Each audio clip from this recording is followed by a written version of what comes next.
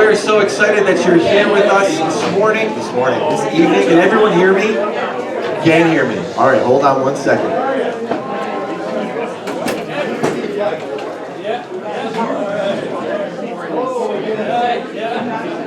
How's that? Better?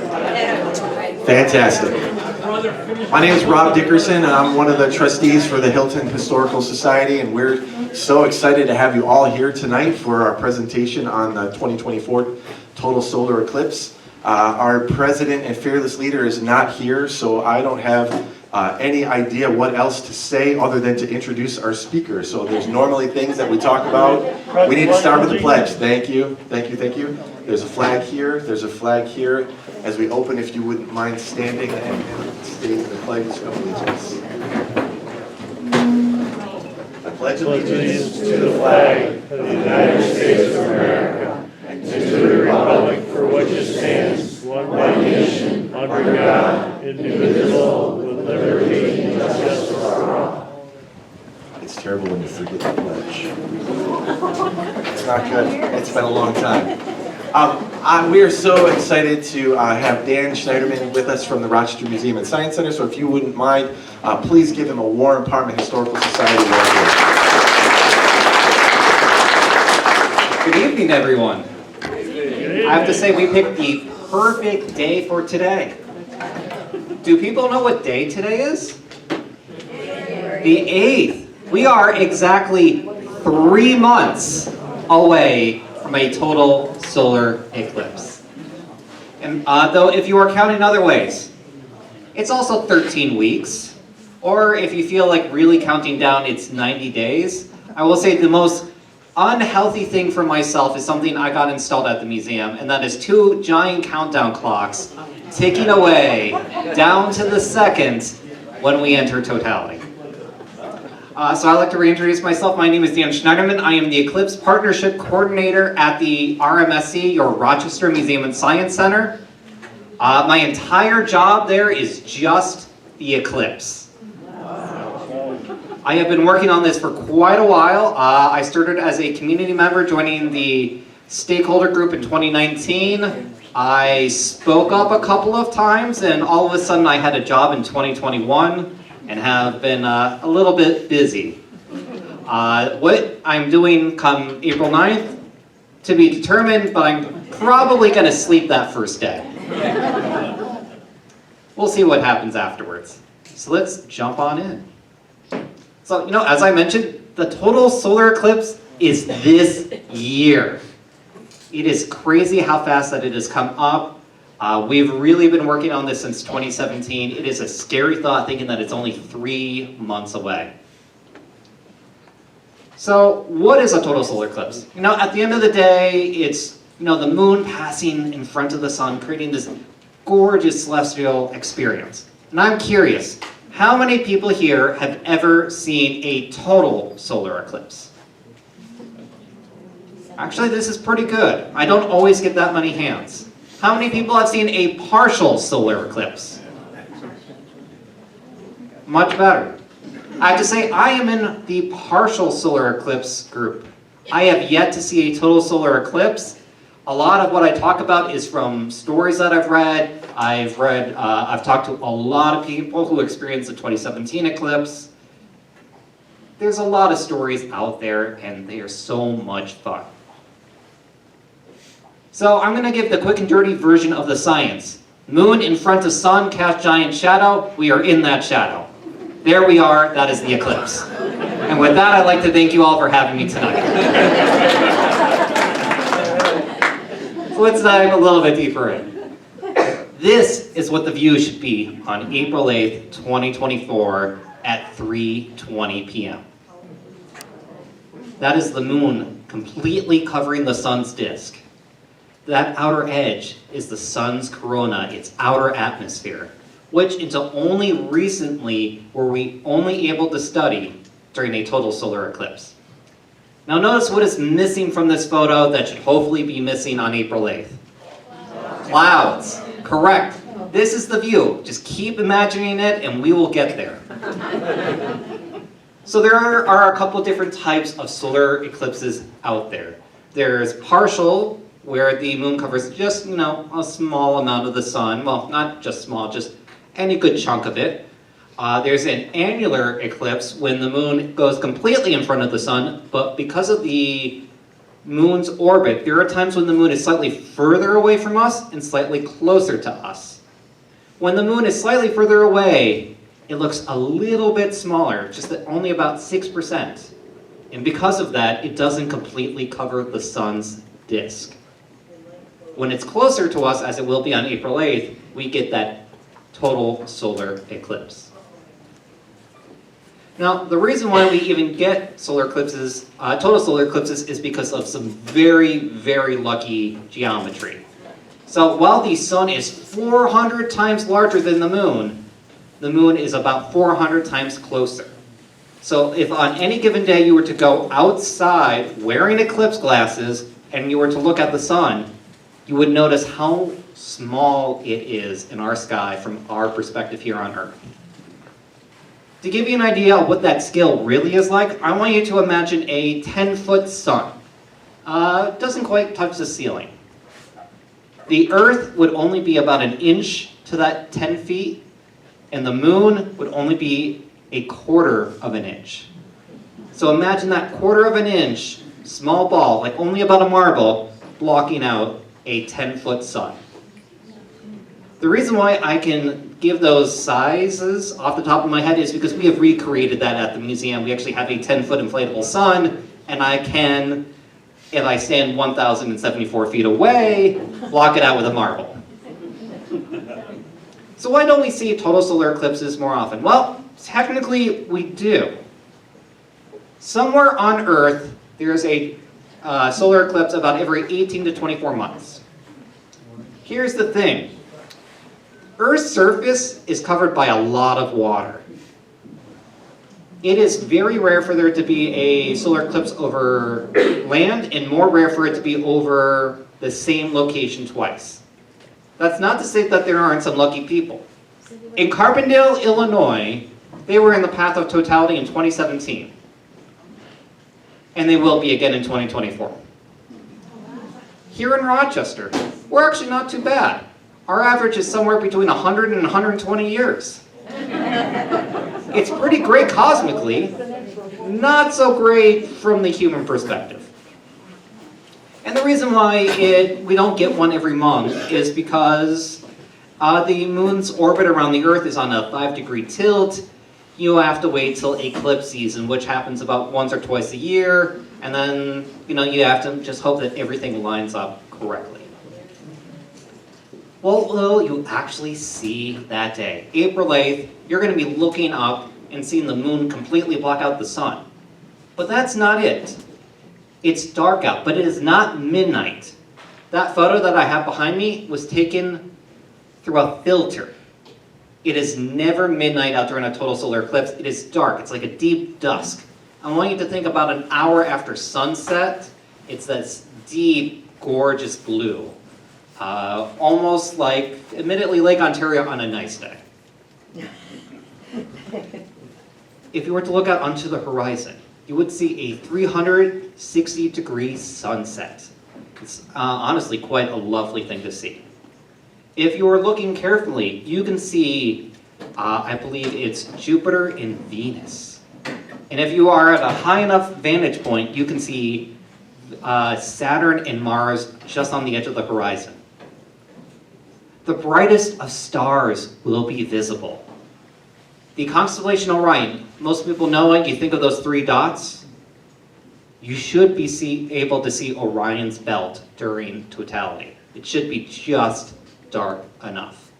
And then we have the diamond ring effect and Baily's beads.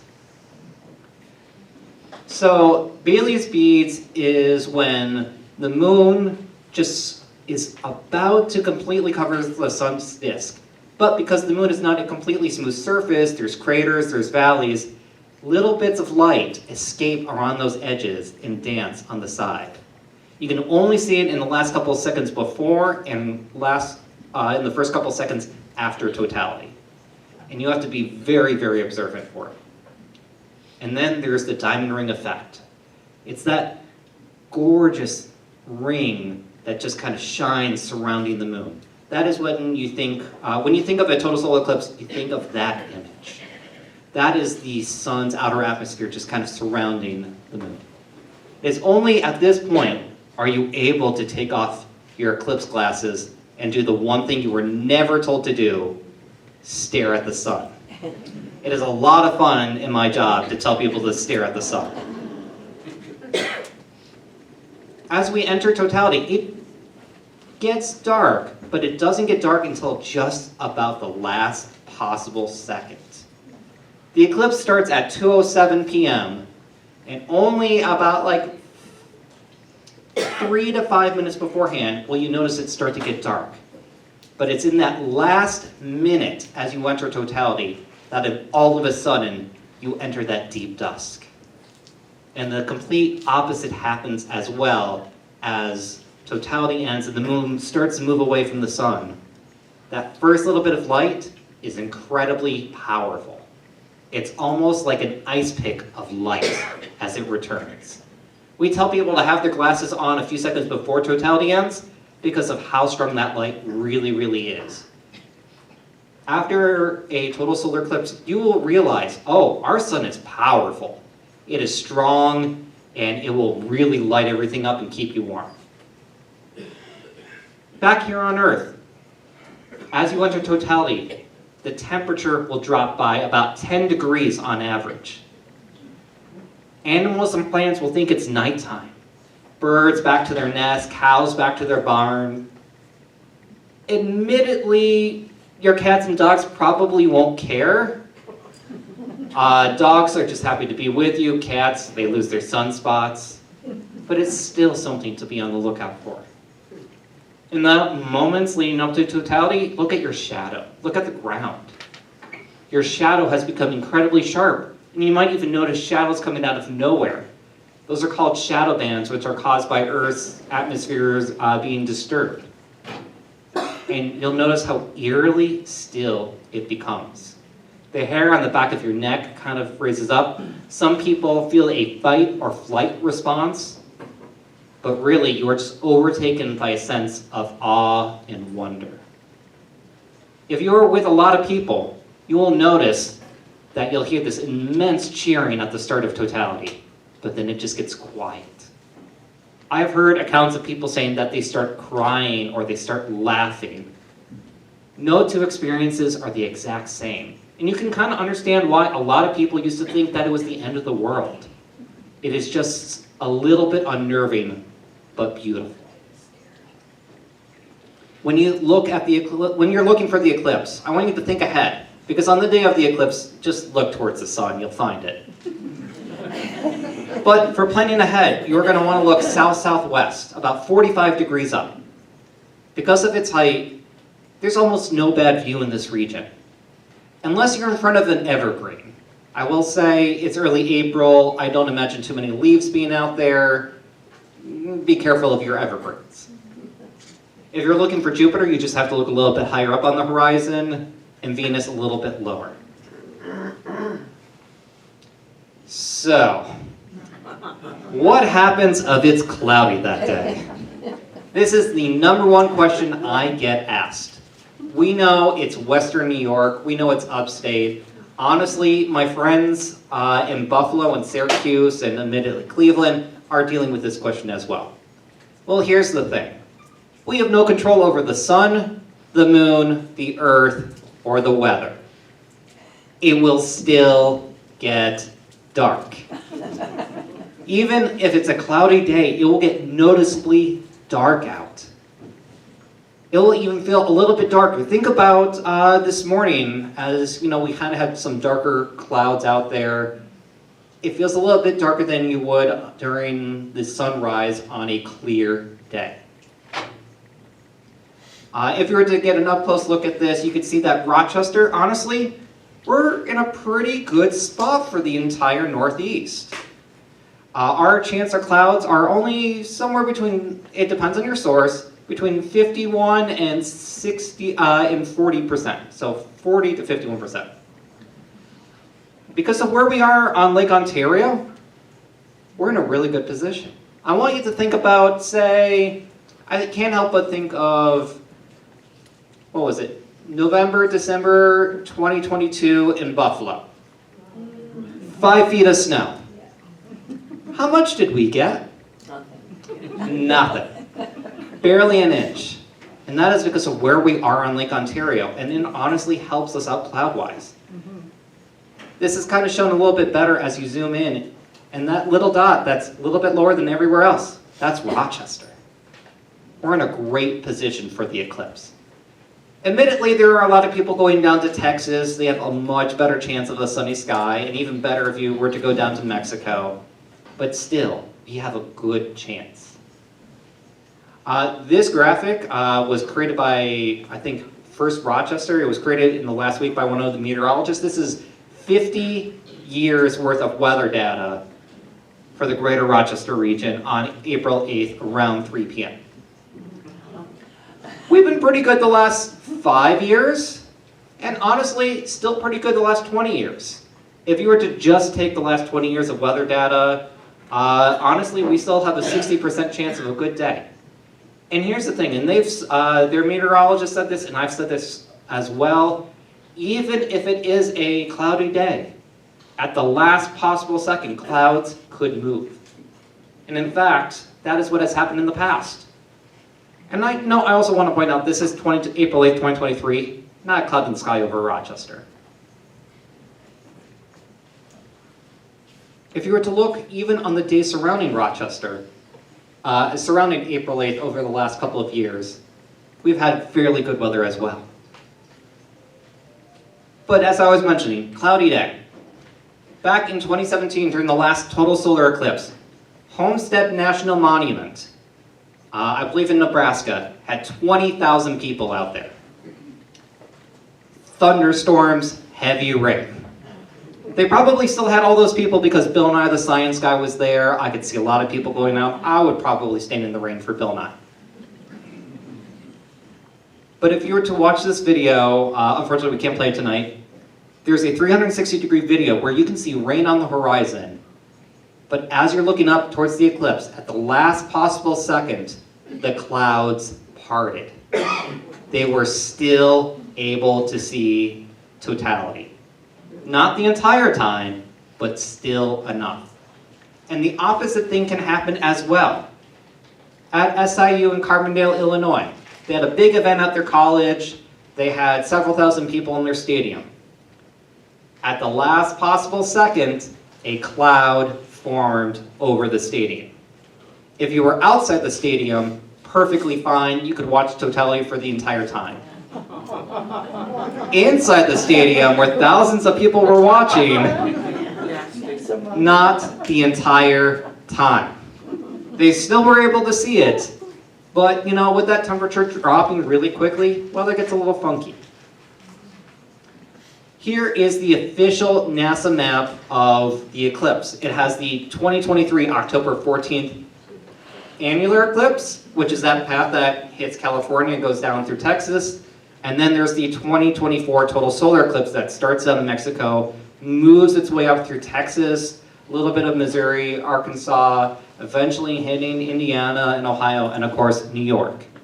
It does continue on after us to hit Vermont, New Hampshire, and Maine, and also Canada.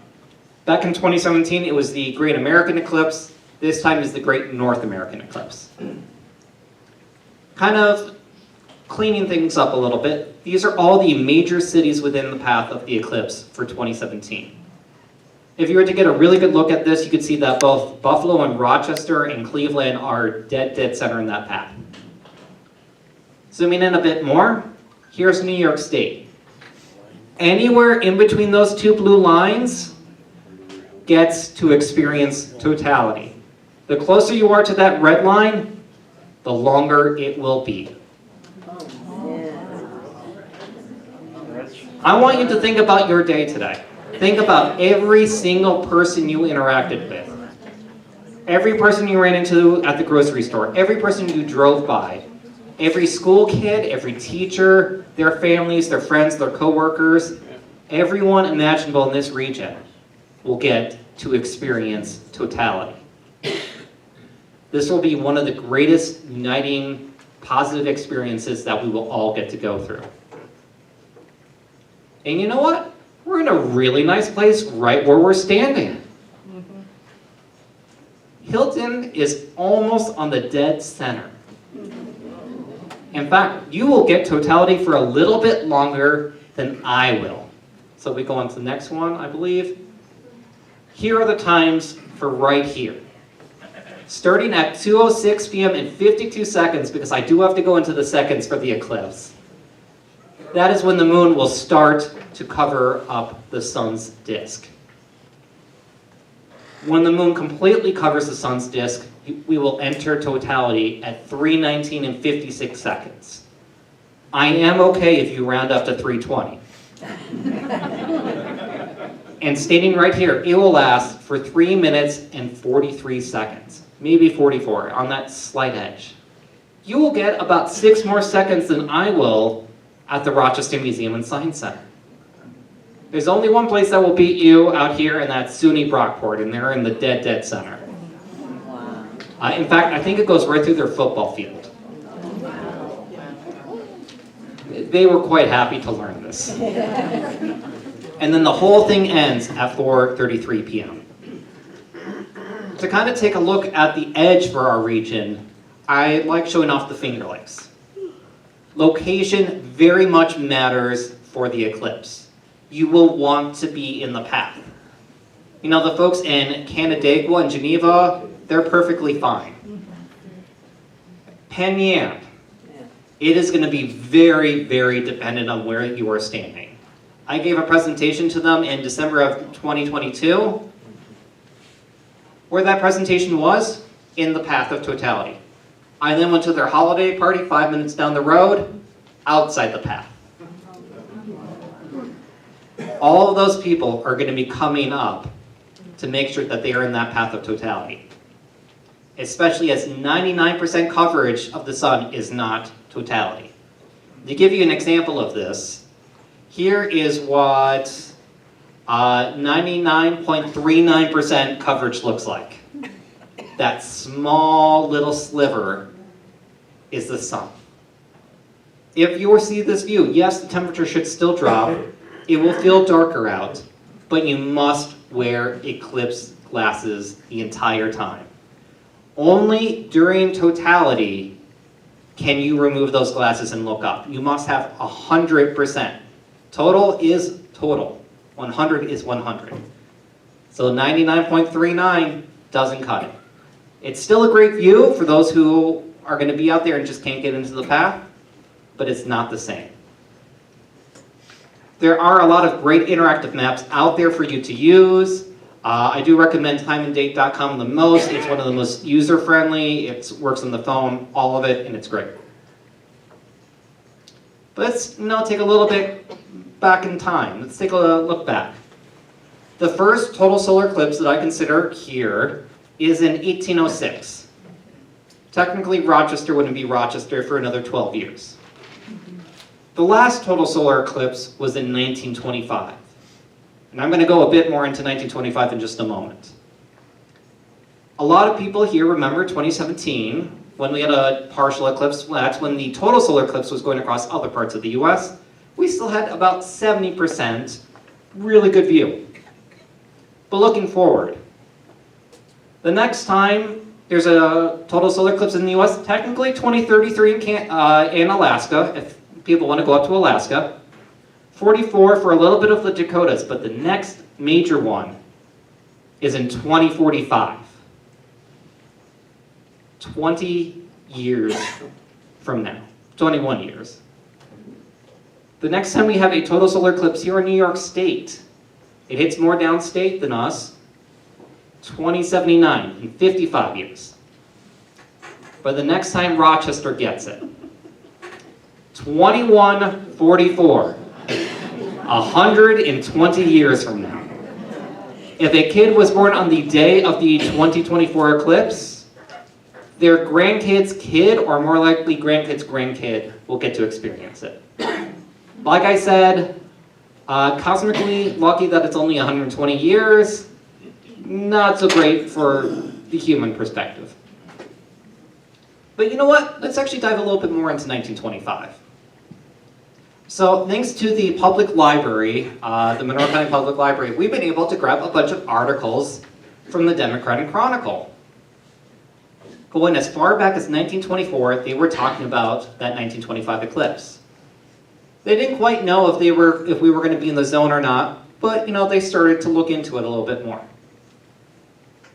And then in early January, and I mean really this is about 14 days before the total solar eclipse, Rochester really started to get excited. I mean, they figured out, yes, we are in that path. They created maps, for which their maps were a little bit off. You see those red lines? Those were the lines that I added on to kind of show it off. And I think it tilted upwards a little bit. The maps weren't completely right, but they were close.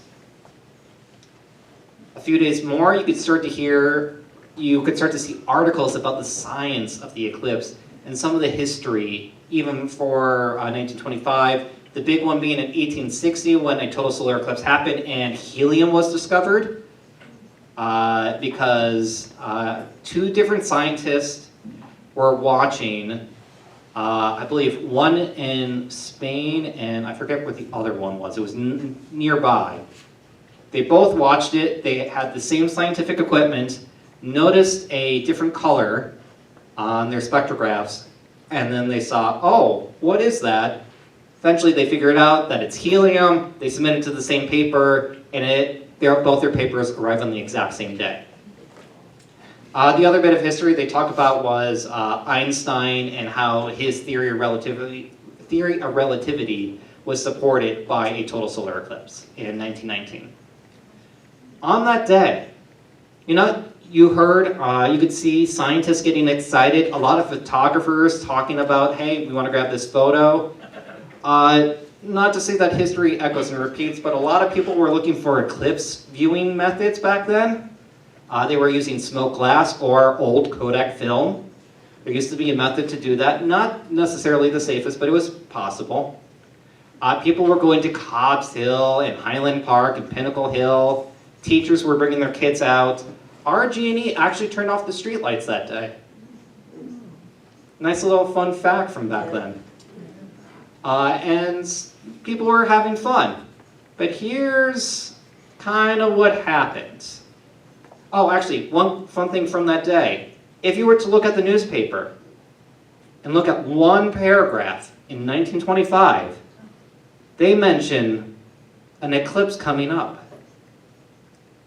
They said 2025, but I think they were only off or did a misprint. Think about that. In 1925, them talking about, the DNC talking about something that would happen 99 years later. When I came across that was crazy, thinking about, oh, they're talking about us. Funny how that works out. But here's what actually happened that day. And I want to remind you, this is January, not April. And I say that because, well, here's one of my favorite quotes. The only coronas viewed in Rochester yesterday were at the offices of the well-known portable typewriter company on East Ave. Rochester was clouded out. And, I really, there was a lot of great articles the next day. My favorites were, at any rate, there will be an eclipse of the moon. They talk about a lunar eclipse coming up. They talk about the sportsmanship of how people were betting on if it was going to be sunny out or not. Rochester being Rochester. Even saying it was a clean knockout by the clouds. Talking about smoke glass, which was how they were able to view the eclipse, and how it cost a good chunk of change the day before and the day after, a little less so. And there's just so many of these type of comments out there. But something else fun happened in 1925. Here's what also happened that day. What is now the Pont de Rennes Bridge, that bridge closest to High Falls, had 2,000 people on it, and it cracked. And we actually have photos of the crack, much cleaner photos than this article. It's kind of crazy. Thankfully, no one was hurt. but still crazy. And you know how history tends to echo? That bridge is currently under construction. No one should be on the bridge that day. I definitely would not want to be, but I do know that there's going to be a lot of people by it. So, a little bit of fun side trip back to 1924, but let's start looking back at this year. So we are roughly expecting somewhere between 300 and 500,000 people to the greater Rochester region. That is not just the city, not just Monroe County, that is the full 9 counties. So those folks from the Finger Lakes, from the southern tier who don't live in that path, they're included in that number. If you were to look at everyone who already lives here in the path for New York State, it's somewhere between 3.75 and 4 million residents. Those people don't have to move an inch to view the eclipse. That's still a lot of people. I'm often asked why this is important, and you know, wearing my museum hat, I have to say, well, first of all, it's a great chance to get people excited about space. It's a great time to talk about science and math and art and everything mixing together. It's a great time for tourism, yet again wearing my museum hat. We're expecting a lot of people to come to the museums. In fact, Rochester just last week was named by National Geographic one of the best places to view the eclipse at a museum. And not just at the Rochester Museum and Science Center, but at the Strong Museum, at the Genesee Country Village Museum, the MAG, the George Eastman Museum. Even Susan B. Anthony House is running an event, not at the house, but right outside. All of us have been working together, and I love seeing that. There's an economic impact, which is great. There's the cultural impact. It's, you know, throughout books, it's through in musicals, it's on TV shows. My personal favorite example to cite is Little Shop of Horrors, where a total solar eclipse is mentioned. You can find it in Mark Twain in Connecticut Yankee King Arthur's Court. Unfortunately, I think the eclipse just misses his grave in the southern tier. So close. That would have been such a cool location. Almost every religion has some connection to the eclipse. There are prayers out there for eclipses. If you're to look at different mythology from all over the earth, there are so many different animals that swallow up the sun and spit it out. There's different versions of that. I've seen dragons, I've seen different cats and jaguars, all sorts of animals. And then there's that my favorite thing really is that everyone gets to experience it, and it's one of those giant positive shared experiences. When I think of that, I think of this phrase that kind of came to me a couple years ago, which is literally everyone under the sun is a stakeholder. I have talked to historical society groups like all of you here tonight. I have talked to toddlers. I've talked to hospitals and pediatricians, restaurants, wineries, breweries, cideries. I've talked to manufacturers who are trying to figure out their schedule so that their employees can watch the eclipse. I've talked to different hospitals